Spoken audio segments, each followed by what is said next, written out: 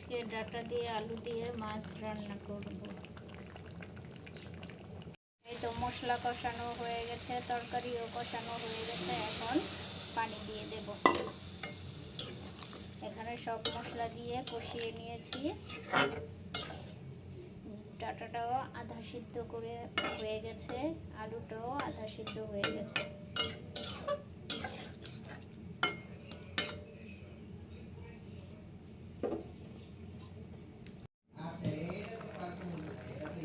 এখন মাছগুলো দিয়ে দেব।